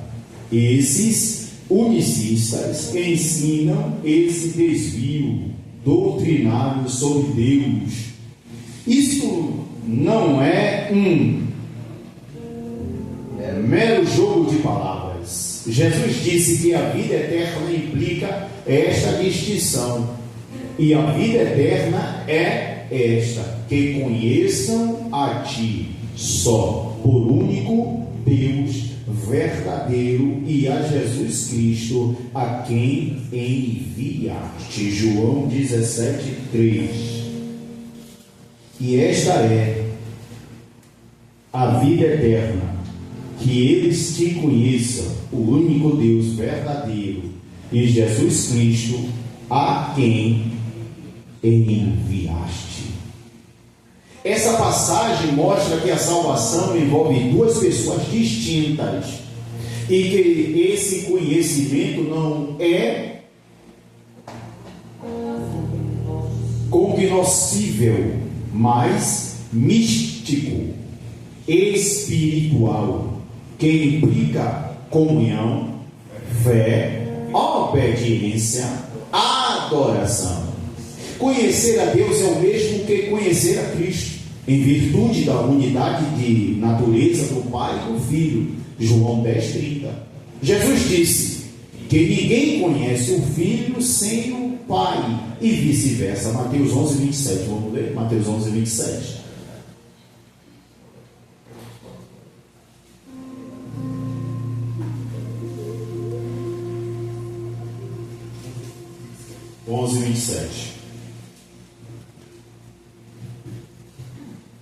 Todas as coisas lhe foram entregues por meu Pai, e ninguém conhece o Filho senão o Pai, e ninguém conhece o Pai senão o Filho. Lê mais uma vez, por favor. Todas as coisas lhe foram entregues por meu Pai, e ninguém conhece o Filho senão o Pai, e ninguém conhece o Pai senão o Filho. Todas as coisas foram entregues por meu Pai. Ninguém conhece o Pai pelo Filho, e o Filho pelo... Está dando para entender, gente? Tem alguma dúvida? Alguma dúvida aí na cabeça? Segundo subtópico diz: uma reflexão bíblica. O que dizer de pessoas convertidas por meio do mistério dessas músicas unicistas? O poder é da palavra e não do tal movimento. A palavra de Deus é a semente, mesmo sendo semeada por mãos enfermas e infeccionadas. A semente vai germinar.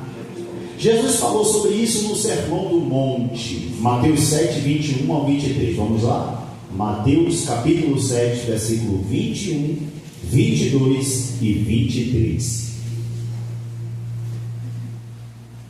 Nem todo que me diz, Senhor, Senhor, entrará no reino dos céus, mas aquele que faz a vontade de meu Pai que está nos céus. Muitos me dirão naquele dia: Senhor, Senhor, não profetizamos nós em teu nome, e em teu nome não expulsamos demônios, e em teu nome não fizemos muitas maravilhas? E então lhe direi abertamente: nunca vos conheci.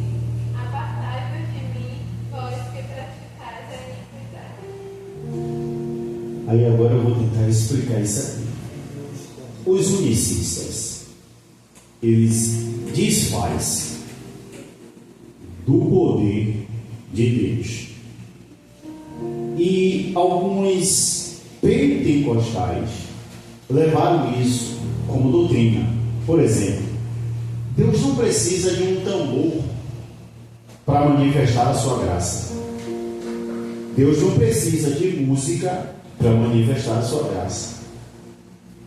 Aí as pessoas de alguns movimentos só acreditam que Deus manifestou quando tem esses tipos de coisas.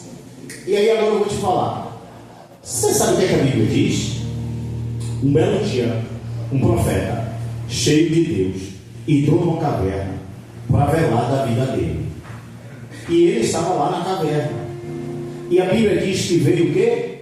Um terremoto.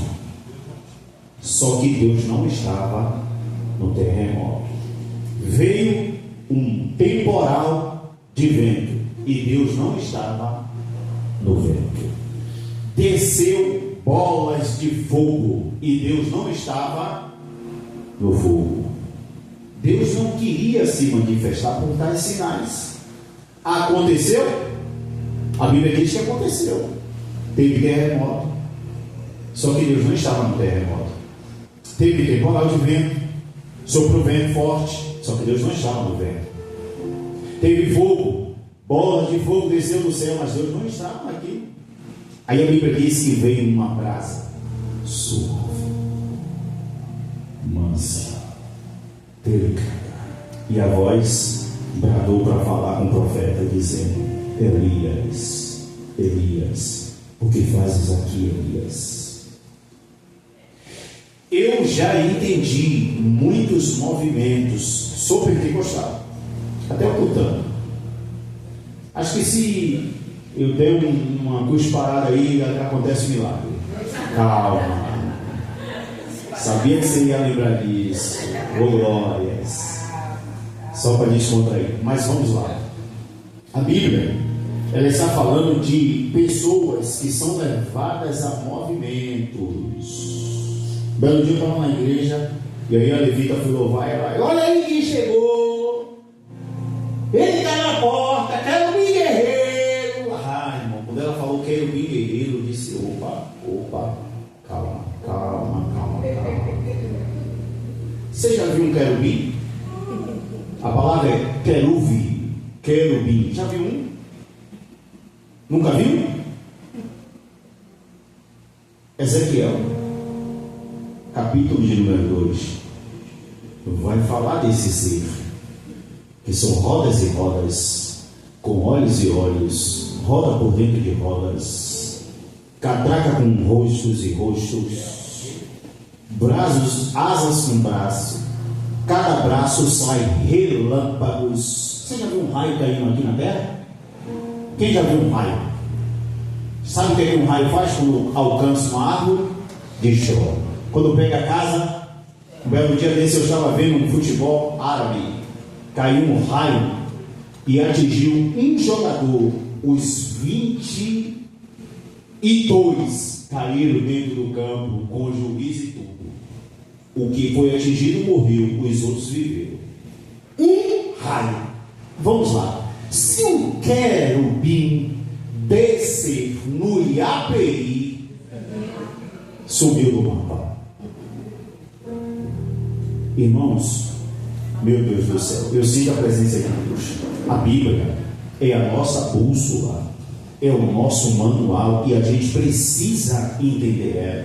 E essas pessoas, elas não estão lendo a Bíblia. Hoje Rafa me fez uma pergunta que depois a gente riu. Ele fez: a Bíblia fala do espião de Paulo. Quem sabe o que é o espião de Paulo?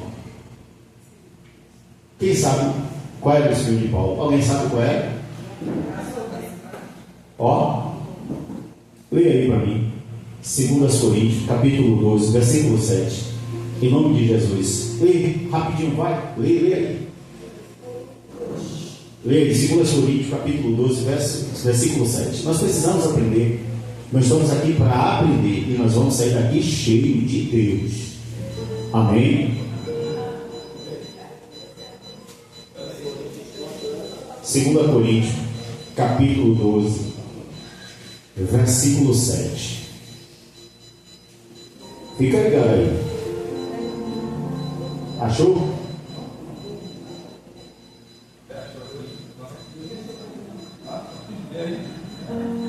12:7. Pode ler, Wesley. O Wesley já achou.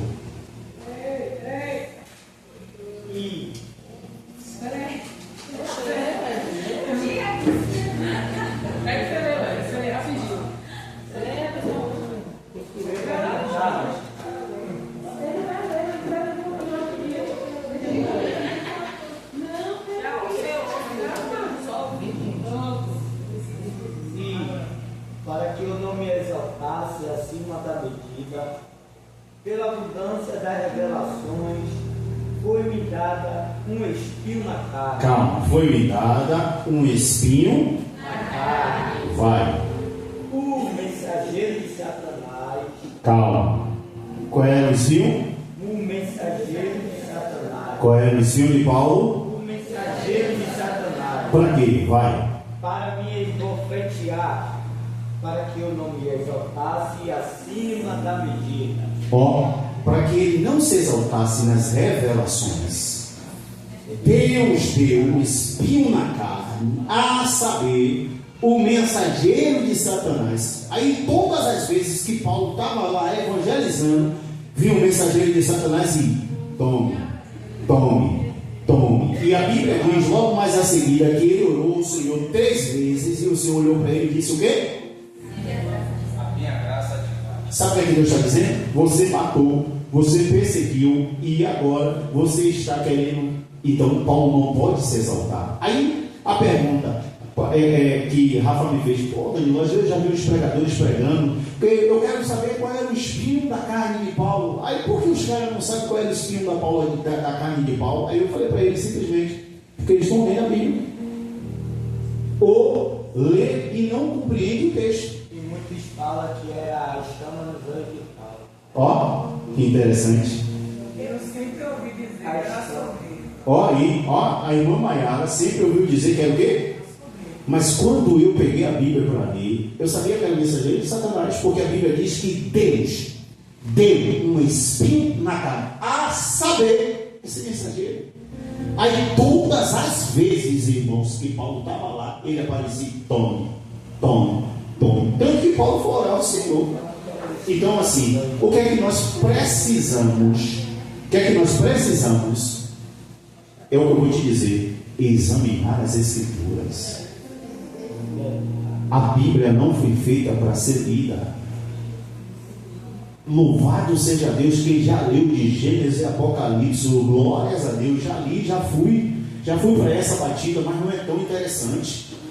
A Bíblia tem que ser meditada. Medite no livro desta lei de dia e de noite. Pronto, não leia. Leia revista, leia jornal, compre um livro de algum escritor e leia. A Bíblia para meditar. E nisso nós estamos pecando. Estamos. Por quê? Porque não meditamos. Hoje eu acordei e fiquei chateado o dia todo e ninguém entendeu nada, porque eu tenho um pão diário 2025. E aí eu disse: Deus, eu vou com ele. Aí o meu pão diário, ele me dá uma mensagem, fala de Deus e me dá um versículo da Bíblia para eu meditar. E hoje eu acordei atrasado, não li. Aí porque eu não li a Bíblia, eu fiquei chateado. Por que eu fiquei chateado? Porque eu sei que esse texto que eu li agora de tarde é que me dá substância para eu estar pronto para o dia, para a luta, para as adversidades. Então a Bíblia tem que ser meditada. E as pessoas só são enganadas por quê? Porque elas não leem, elas não meditam, elas não têm a noção do que estão lendo. Amém? Vamos lá? Alguns podem dizer que se sentem bem ao ouvir tais músicas. Assim, convém lembrar que ninguém está autorizado a fundar doutrinas com base em experiências humanas. As emoções caíram com a natureza humana no Éden. Jeremias 17, 9. Vamos ler Jeremias capítulo 17, versículo de número 9.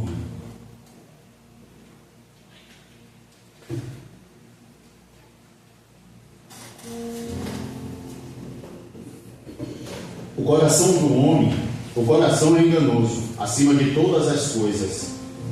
e desesperadamente perverso. Quem pode conhecê-lo? Quando esse texto está falando, as emoções caíram com a natureza humana no Éden. Sabe o que ele está falando? Das emoções. As emoções de Eva ultrapassaram os limites. E qual foram as emoções? Simples. O que Deus disse para Adão: não coma do fruto, que no dia que comeres do fruto, morrerás. Aí, Satanás olhou para Eva e disse: Eva, se comeres do fruto, tu não vai morrer. As emoções dela falaram assim: peraí, mas Deus disse a Adão que se a gente comer, a gente vai morrer. Deus está falando da morte espiritual. Adão e Eva entenderam da morte material. Pois bem, as emoções de Eva fez com que Eva olhasse para o fruto proibido e o desejasse.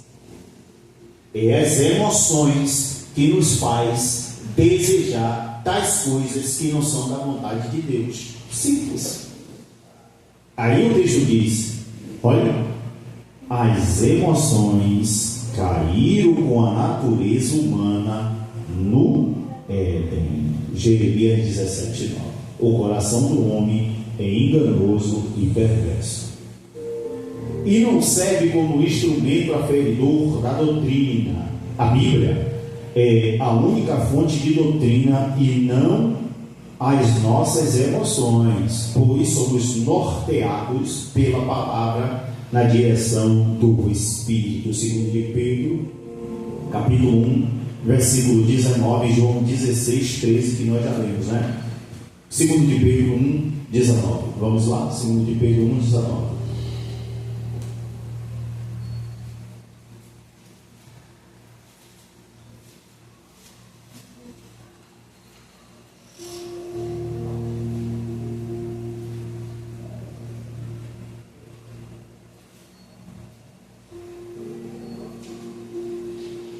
Segundo de Pedro 1, 19, capítulo 1, versículo 19.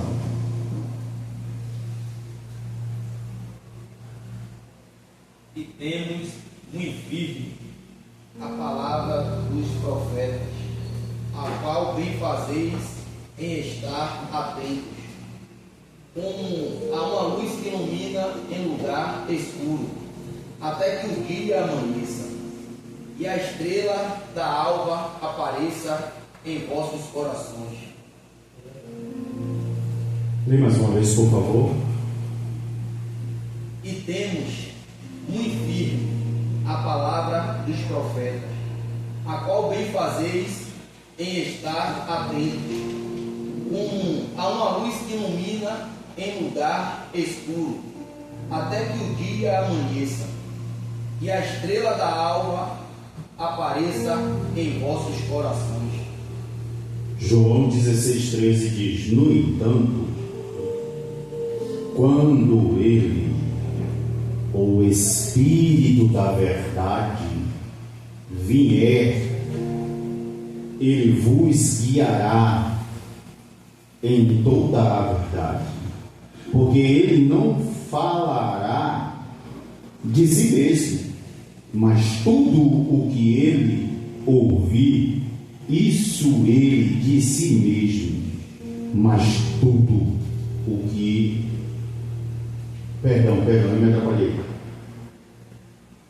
No entanto, quando ele, o Espírito da verdade vier, ele vos guiará em toda a verdade, porque ele não falará de si mesmo, mas tudo o que ele ouvir, isso ele dirá, e vós anunciarás coisas vindouras. É o que está dizendo de 1 Pedro aí, de 2 Pedro, que quando o Espírito vem, nós passamos a ter uma direção. E o Espírito não vai falar conosco dele mesmo, mas nós vamos o anunciar. E é disso que nós precisamos, fazer a vontade do Espírito em nossas vidas. Amém? Amém, irmão? Amém. a posição oficial. O unicismo é condenado na Bíblia, considerado heresia pelas igrejas desde a sua origem e rejeitado pelos principais ramos do cristianismo e pela nossa declaração de fé. Temos um manifesto oficial contra o unicismo e o uso de músicas de grupos unicistas em nossas igrejas. A maioria de nossa liderança tem se posicionado contra essa heresia. A importância dessa decisão é para evitar que se adote a outro Jesus, o Jesus falso, diferente do revelado no Novo Testamento, 2 Coríntios, capítulo 11, versículo 4. Vamos ler? 2 Coríntios, capítulo 11, versículo 4.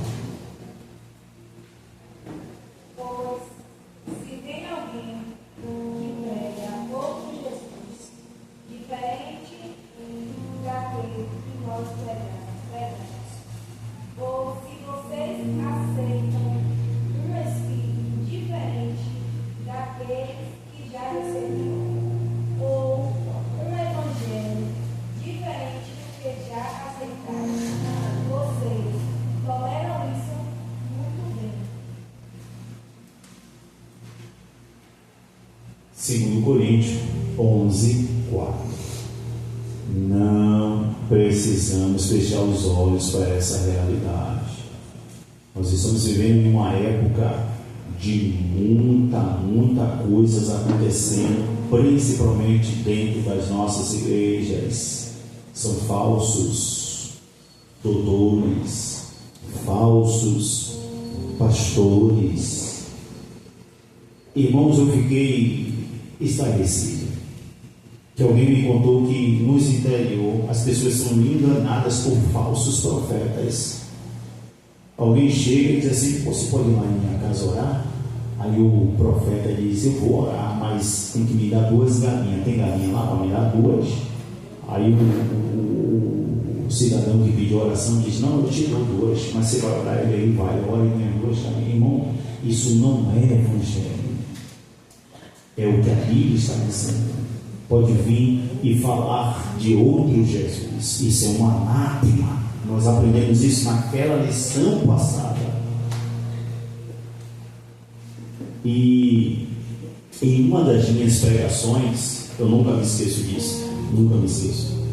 Eu estava na tribuna e no meio do caminho encontramos um rapaz que um dos rapazes que estava conosco conhecia, mas eu e outras pessoas não conheciam. E o rapaz falou assim: eu posso ir com vocês? Cuidado com quem se convida para estar com você. E foi.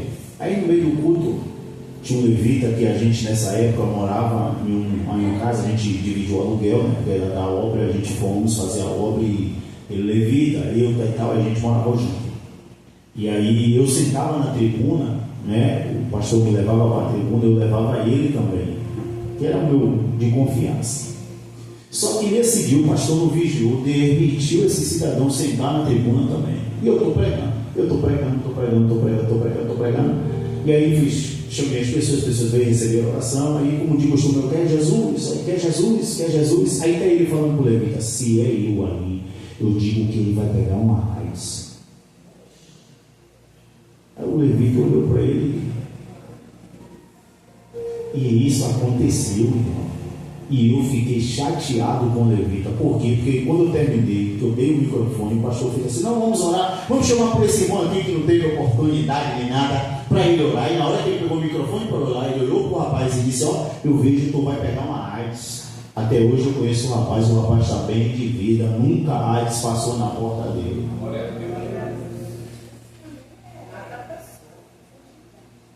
Gente, tem muita gente brincando de ser crente.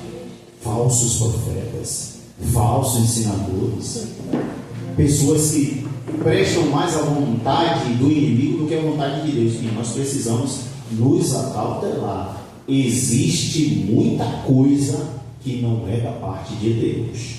Amém? Pode falar, pastora? Isso que a gente sempre está enfatizando o discernimento de espírito. Porque quando a gente tem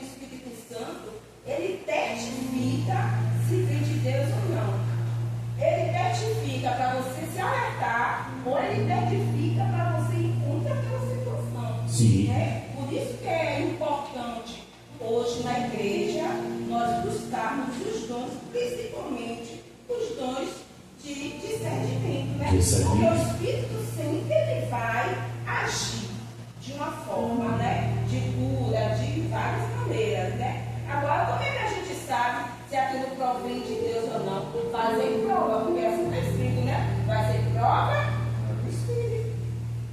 Aí a gente não vai se enganar. Precisamos ter discernimento. Esta é a palavra clara. A pessoa está sendo usada por Deus, a gente olha e diz, isso aí é Deus purinho, a gente já sabe, porque a gente percebe quando é de Deus, a gente sente. E nesse dia, eu por estar tão envolvido, eu não percebi. E aí, sentei. Quando eu cheguei em casa, foi que o levita foi falar, rapaz, aconteceu isso e isso, o cara me falou antes da minha. Eu digo, por que tu não me falou antes dele orar? Eu botava a mão, viu, irmão? Eu boto a mão, não tem negócio de conversa não. Se eu ver que não é Jesus, eu estou pregando para você falar, Maiara. Eu estou pregando, viajei, estou pregando. No meio da pregação, estou vendo a menina rodando. Eu estou pregando, é aquele negócio me perturbando. No meio da pregação, eu digo, Jesus, que é isso. Aí alguém olhou e disse, aí eu estou de cara no Espírito bradou, desce, volta a mão. Aí eu nem desci, demônio! Na hora, puf! Caiu no chão e saiu sem rastejando igual uma cobra. A igreja ficou todo mundo assustado. Meu Deus, que é isso? Então a gente precisa ter discernimento. O discernimento serve para a gente saber. Não, ainda é não. Eu repreendo em nome de Jesus. E isso nós precisamos ter. Diga amém. Pode falar, minha irmã. Eu fui convidada para uma congregação. E nesse dia foi um dia muito cansativo para mim, mesmo assim eu fui pela pessoa que me convidou. Só que aí eu fiquei no meu cantinho lá, observando, e o pregador bem emocionado, né? E eu na minha. E ele saiu entregando revelação a quase a igreja toda. Jesus. E eu no meu cantinho, só que aí eu acho que ele percebeu que eu estava tão quieta, assim, com a face caída, e ele veio me entregar uma profetada. Aí eu falei, rapaz, logo pra mim esse cara veio, e aí ele veio e ficou do altar falando um monte de coisa, e eu assim, ó, fazendo assim pra ele.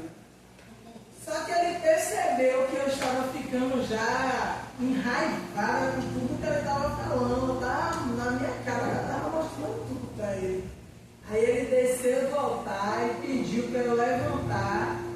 E começou a falar um monte de coisa, e eu fazendo assim para ele.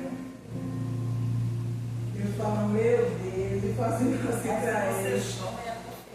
Aí ele entendeu que eu não estava recebendo, que eu comecei a olhar dentro dos olhos dele, fazendo assim, de braços cruzados. Aí ele, não, é porque foi algo que ali aconteceu, não sei o quê, querendo distorcer.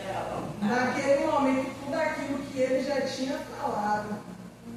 Quando acabou o culto, eu chamei ele e falei com ele. Eu falei, olha, Vinícius, deixa eu te falar uma coisa. Não é todo mundo que vai para a igreja com a cara de triste que está triste, não. Você tem que ter discernimento para entregar alguma coisa à pessoa. Porque se eu não conheço a palavra, agora eu ia sair da minha batida. E se eu fosse uma nova convertida, talvez eu não voltasse mais para a igreja. Da forma que você falou. Só que eu falei com ele no canto, no reservado, sem ninguém perceber. Tem profetas que são mais gentil, né? Todo culto, e aí o rapaz está assim, você está bem? E o rapaz está no culto olhando para ele, você está bem? Ele tá. Aí o rapaz, você está bem? E ele, está mais ou menos. Aí está mais ou menos. Por que ele fica mentindo para o profeta? Ele caiu de joelho. Aquela pessoa disse aí, trouxe uma verdade do rapaz, o rapaz caiu de joelho. Eu lembro bem que Atila Brandão, tinha um pregador amigo meu, Sandro Garcês, ele pregava muito, usado por Deus, e aí ele está pregando, e Josué Brandão tem mania de ficar andando lá no fundo da igreja quando o pregador está pregando, né? E aí tem um jovem assim com uma moça, e aí Sandro Garcês está pregando, mas o como é usado. E aí Sandro Garcês olhou para ele e disse: jovem, você vai destruir com a vida dela. O cara levantou, e aí ficou daquela coisa, aí digo, Jesus, Paulo vai lembrar agora. Aí vem Josué Brandão andando, né? Quando essas coisas acontecem, aí ele olhou: quer saber que é Deus? Pega com a mão direita, mete no teu bolso direito, puxa 3 papelotes que tem aí, um vermelho, um verde e um vermelho. O cara de joelho, eu digo, Jesus, já vou saindo daqui, não é mais, eu vou dar a revelação, tá certo. Esses 3 papelotes aí tá cheio de cocaína para você cheirar. Josué Brandão foi lá, voltou. Então assim, quando é Deus, irmãos. Quando não é Deus, a gente já sabe que não é Deus. O Espírito testifica. Então nós precisamos ter discernimento. Amém? Discernimento serve para nós distinguir dos que servem e dos que não servem a Deus. E a Bíblia diz: e outra vez vereis a diferença de quem serve e de quem não serve. Quem serve é para servir. Quem não serve, não serve. Amém? Mas devemos destacar que não somos contra os unicistas, mas contra o unicismo. A doutrina desviante, devemos manter contato respeitoso no nosso dia a dia com essas pessoas, embora discordamos de suas crenças com mansidão. 2 João 10, 11. 2 João, capítulo 10, versículo 11.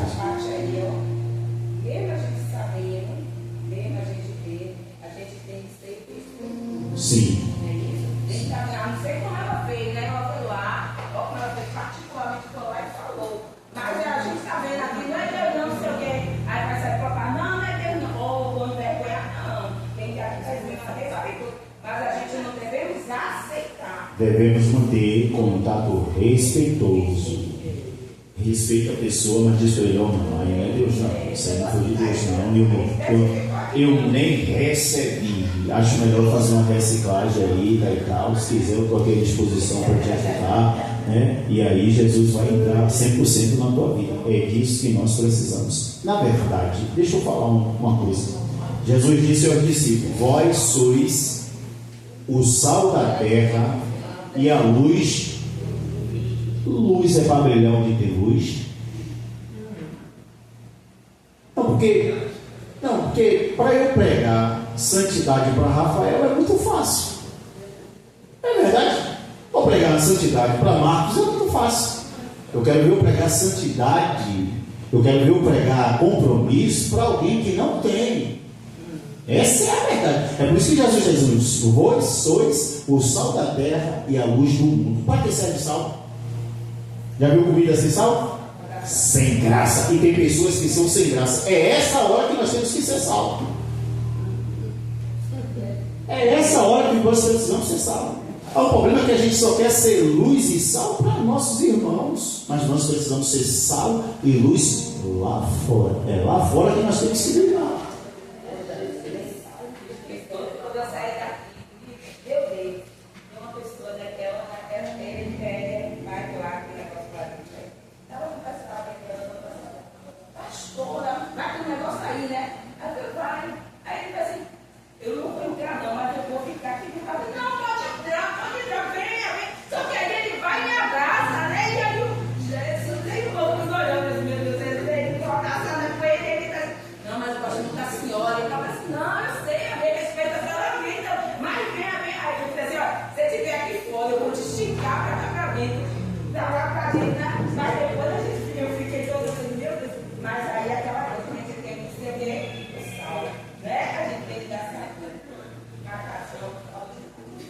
Amém? Conclusão. A introdução do credo de Anastácio resume a doutrina da Trindade. Todo aquele que quer ser salvo, antes de tudo, deve professar a fé cristã, a qual é preciso que cada um guarde perfeita e inviolada, ou terá com certeza de perecer para sempre. A fé cristã é esta: que adoremos um Deus em trindade e trindade, em unidade. Não confundimos as pessoas, nem separamos a substância. O problema é que os unitaristas separam a substância e os unicistas confundem as pessoas e assim creem num Deus distinto do que é apresentado pela Bíblia. Amém? Amém. Deu para entender, irmãos? Deus é triuno. Deus em 3 manifestações. Tem 5 perguntas que você pode responder, né? O que indica o termo Echad de Deuteronômio 6,4. Cite 4 evidências no Antigo Testamento em favor da Trindade. Quais as passagens do Novo Testamento mais contundentes em favor da Trindade? Em que consiste o unicismo e quais os